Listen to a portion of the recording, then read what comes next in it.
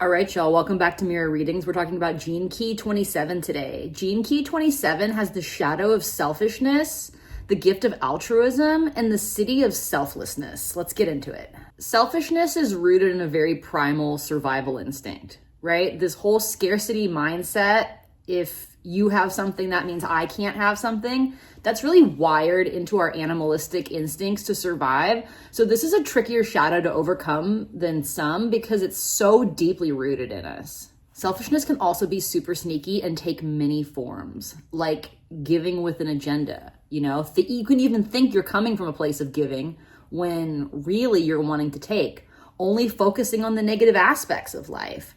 Gossiping, complaining. I mean, you know, people who can't find one nice thing to say about anything. So there's a million ways to redirect the energy towards ourselves, right? And every time we make it about us, particularly at someone else's expense, we're in this shadow of selfishness. Selfishness will make our lives so complicated, cut us off from the collective, and all the while it'll act like it's making our lives easier. Selfishness is constantly giving us this self-reinforcing feedback that justifies its actions.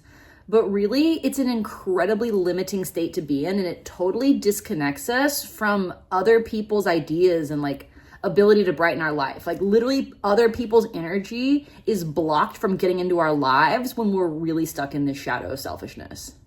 Selfishness carries the false promise of putting an end to pain by making ourselves number one. By blocking out other people, this shadow promises that we'll never have to hurt again. Obviously, that's not true. But when we give from a place of an open heart, that's altruistic. Our heart has to open in order for us to move beyond the shadow frequency of this 27th key. How do we open our hearts? It's different for everyone, but absolutely consult your Venus sequence, particularly the IQ, EQ, and SQ, to have a look at how this might show up for you. We all have different ways, literally the entire point of the Venus sequence is to open our hearts, and we all have different ways of doing it. And some of the shadows and gifts in that particular portion of the Venus sequence are gonna give you some really, really key insights into how to work with your particular energy to open your heart and stabilize that flow of divine love. It's one of those things that has to be allowed. It can't be willed or forced. But once you're in that gift of altruism, selfishness just no longer feels comfortable anymore. It gives us the ick to even get in that state. The defining feature of altruism is generosity, but it has to start with generosity to ourselves. Of course, like so many of these gifts in the gene keys, we have to turn that gift inward before we can start turning it outward to the world. But that automatically takes us out of the shadow pattern. Even just paying attention to other people's acts of altruism and appreciating them gets us out of that selfishness. Richard Rudd describes a communal feature to altruism. He says it defines community security and it looks for interpersonal connections as a way to solve its problems. Rather than retreating into the self, the gift of altruism knows how to ask for help and to give help. We become a midwife for authentic relating as we move from the gift of altruism to the Siddhi of selflessness. So what happens in selfishness is that we're cut off from others.